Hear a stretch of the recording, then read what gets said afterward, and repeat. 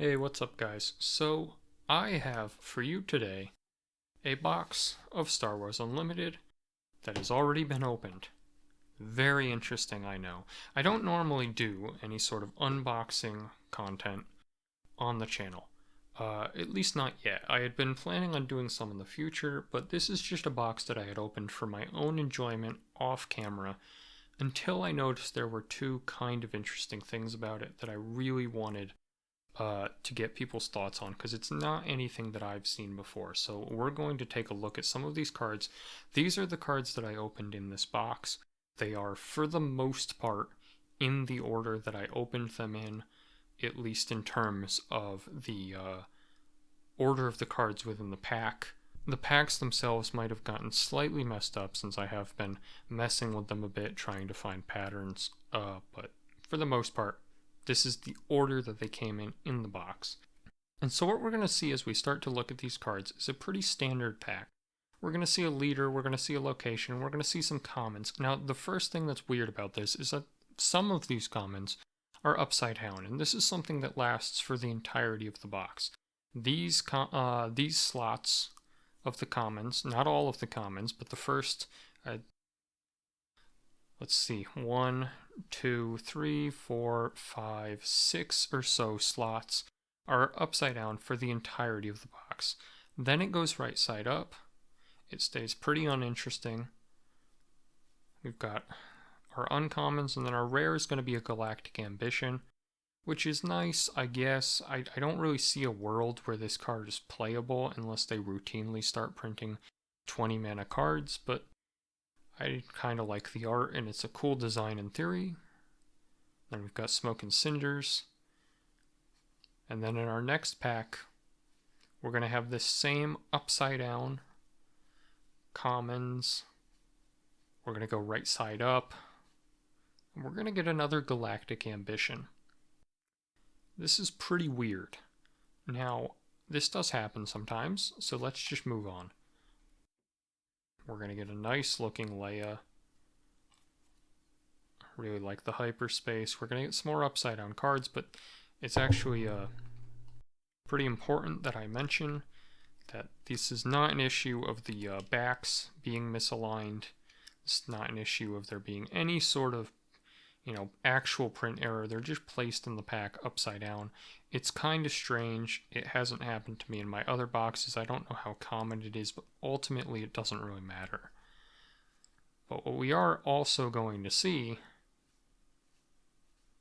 is a Mace Windu pull. This is very nice. I think this card's kind of cool. I don't know if it's a build around card, but I've pulled this once before and I'm not upset about getting another. Then we're going to have a foil, another nice looking foil, and we're going to go to the next pack. And this is where the pattern should become pretty obvious, because we're going to see some upside down cards, some right side up cards, then we're going to see a Mace Windu. And this is the second pair of matching rare slot cards that we've gotten.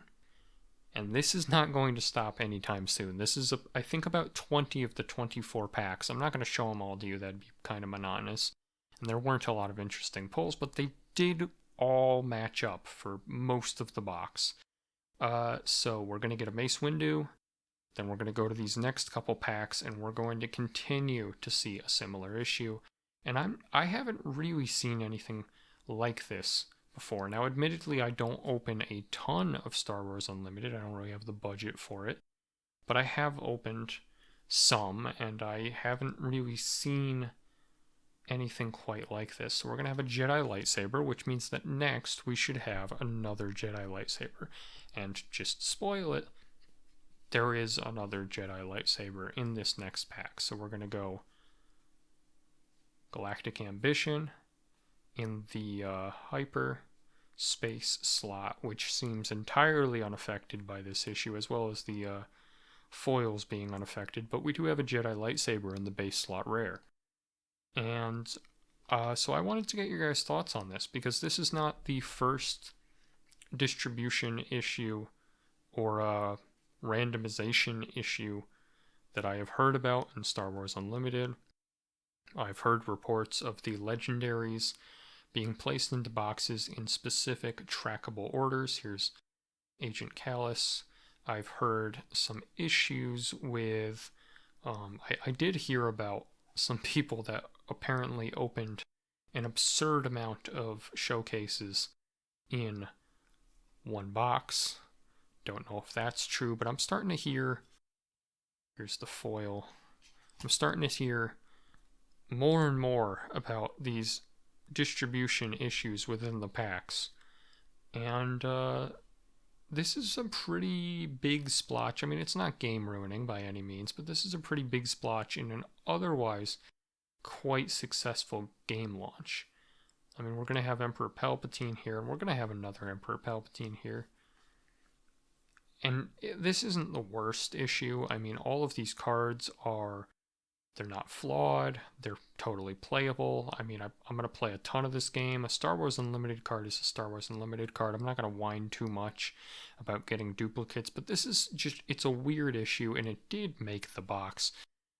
I mean, other than the intrigue of making a video about it, it did make the box quite boring. If I'm being completely honest with you, when you know, oh, here's Emperor's Legion, okay, well, by now I have enough pattern recognition to figure out that if we open up, or if we go to this next rare here, if we open up this next pack here, we're going to get another Emperor's Legion. I mean, that does get boring when all up this left column and all up this right column, it matches. The rares always match. It's a weird issue, and I found it interesting.